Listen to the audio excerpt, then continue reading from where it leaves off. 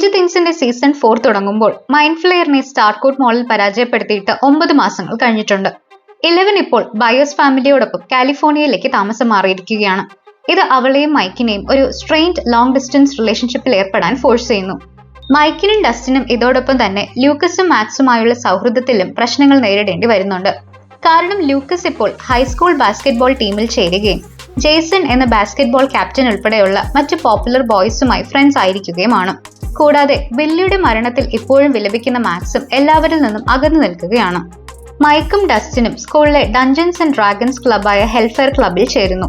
ഒരു eccentric ഔട്ട്കാസ്റ്റായ AD മൻസനാണ് ഈ club lead ചെയ്യുന്നത്.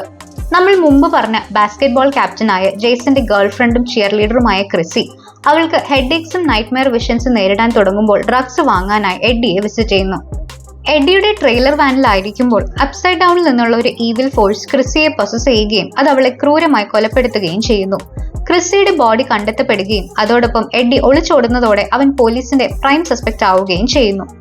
ജെയ്സണും അവന്റെ ബുള്ളി ഗാങ്ങും ചേർന്ന് എഡ്ഡിയും ഹെൽഫയർ ക്ലബും ക്രിസിയുടെ മരണത്തിന് റെസ്പോൺസിബിൾ ആണെന്നും അവർ സേറ്റൻ വർഷിപ്പേഴ്സ് ആണെന്നും ബ്രാൻഡ് ചെയ്യുകയും ഒപ്പം എഡ്ഡിയെ കണ്ടെത്തി വിജിലാൻഡെ ജസ്റ്റിസ് നടപ്പിലാക്കാനുള്ള ശ്രമങ്ങളും നടത്തുന്നു. ശേഷം സ്പ്രിംഗ് വെക്കേഷന് മൈക്ക് കാലിഫോർണിയയിൽ 11നോടൊപ്പം സമയം ചിലവഴിക്കാനായി പോകുമ്പോൾ ഡസ്റ്റിനും മാക്സും ലൂക്കസും ക്രിസിയുടെ മർഡറിന് പിന്നിലെ സത്യങ്ങൾ കണ്ടെത്താനായി നാൻസി, സ്റ്റീവ്, റോബിൻ എന്നിവരുമായി ഒന്നിക്കുന്നു.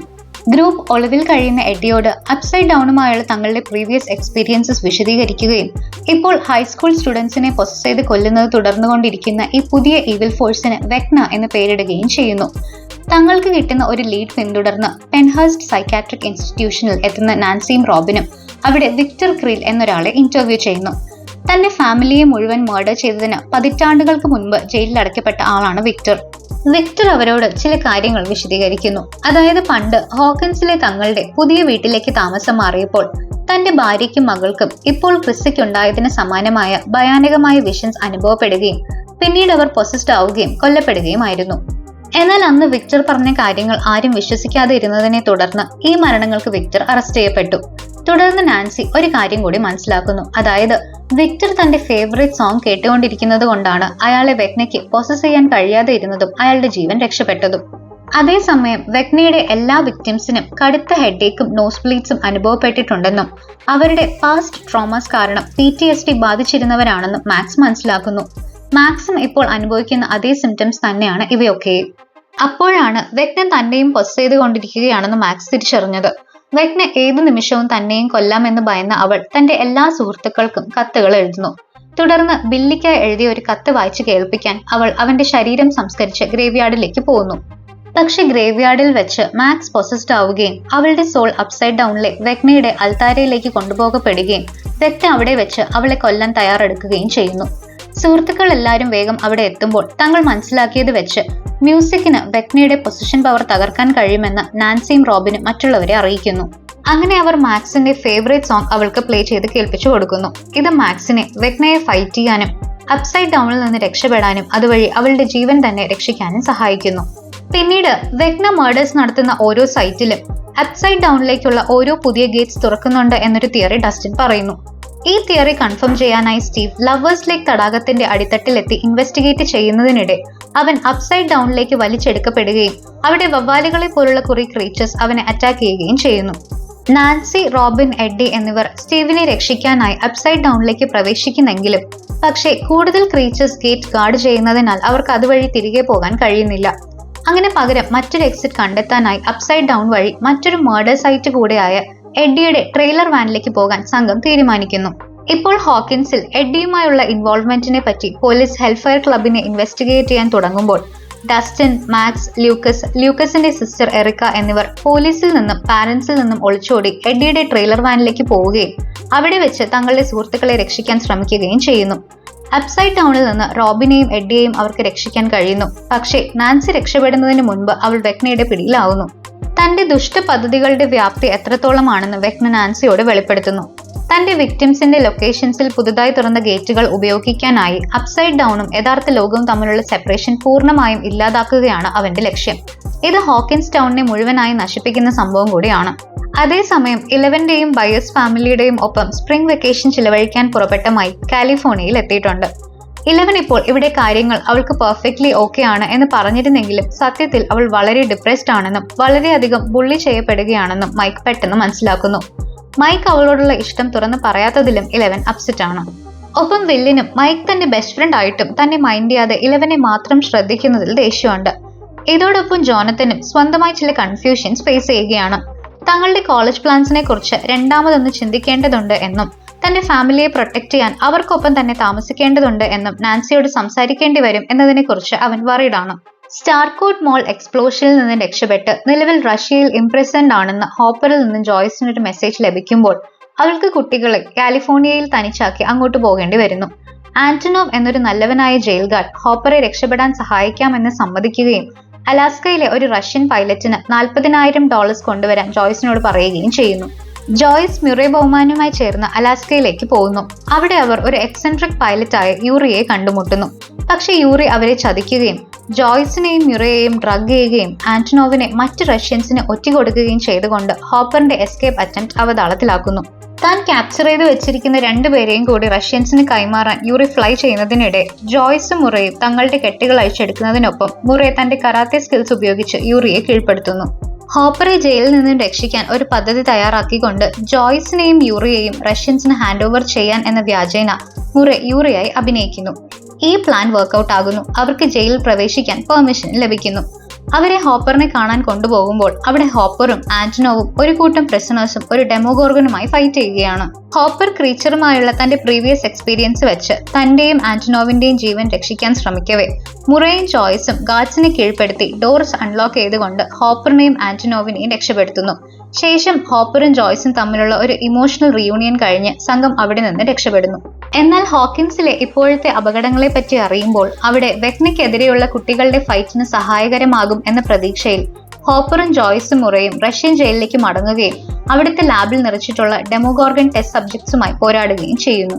ഇപ്പോൾ കാലിഫോർണിയയിൽ കുറച്ച് ബുള്ളീസ് 11 പബ്ലിക്കലി ഹ്യൂമിലിയേറ്റ് ചെയ്യുമ്പോൾ ഒടുവിൽ നിയന്ത്രണം വിടുന്ന അവൾ അതിലൊരാളെ കൈയേറ്റം ചെയ്യുന്നു.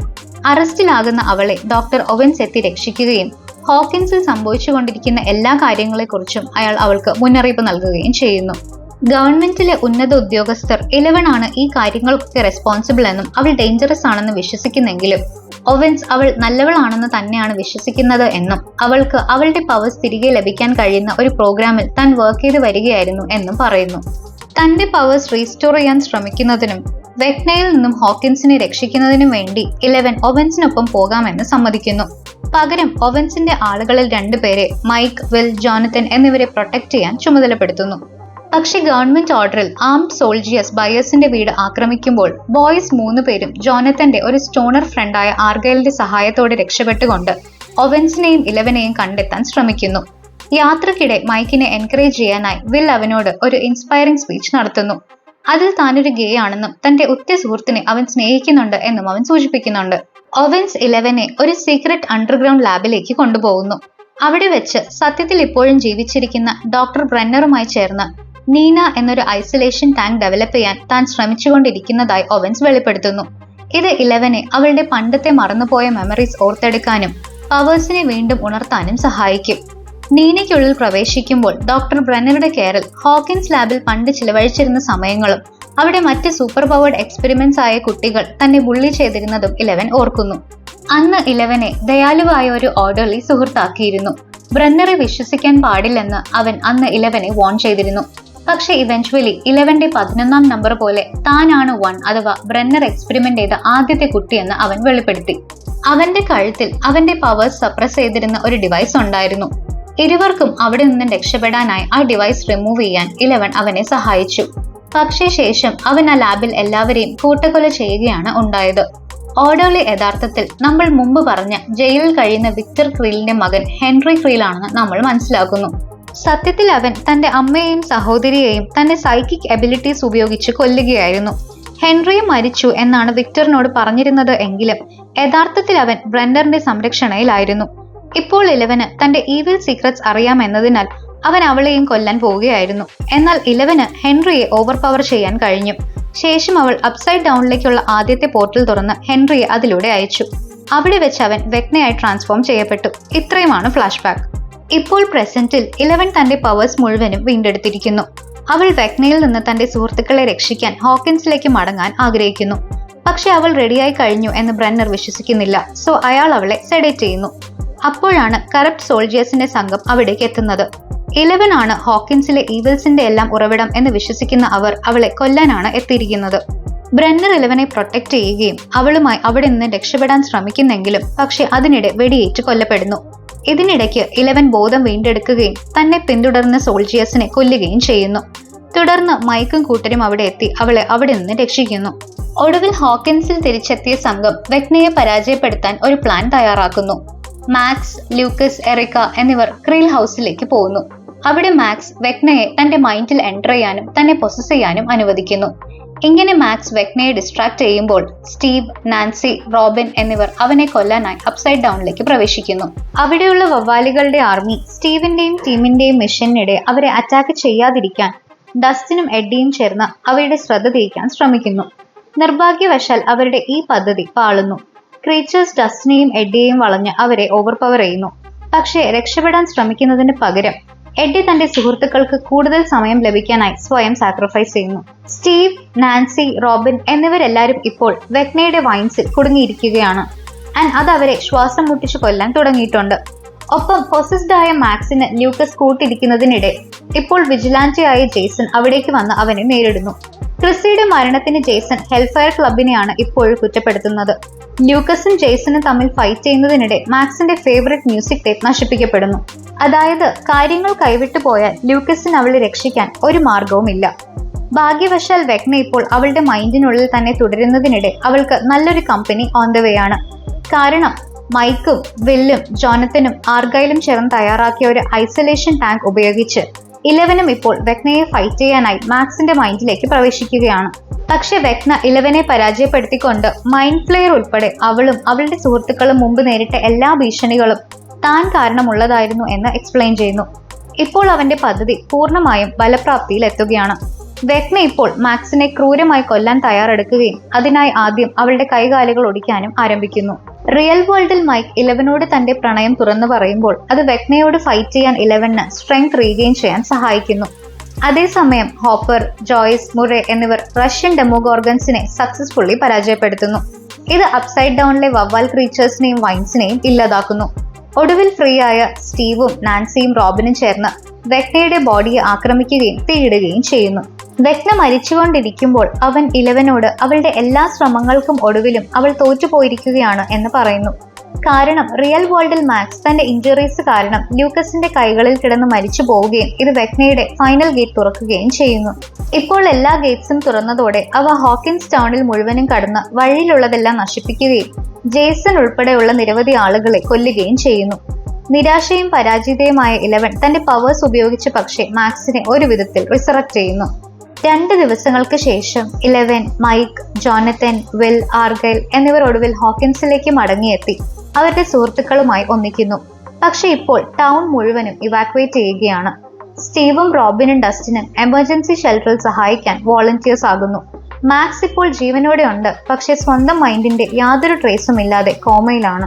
ഹോപ്പറും ഇപ്പോൾ തിരികെ ഹോക്കിൻസിലെത്തി 11നുമായി ഒന്നിക്കുന്നു. ഈ റിയൂണിയൻസ് എല്ലാം വളരെ സന്തോഷകരമാണെങ്കിലും അവരുടെ ഗ്രേറ്റസ്റ്റ് ബാറ്റിൽ ഇനി വരാൻ കിടക്കുന്നതേ ഉള്ളൂ എന്ന് ഗ്രൂപ്പിന് അറിയാമായിരുന്നു.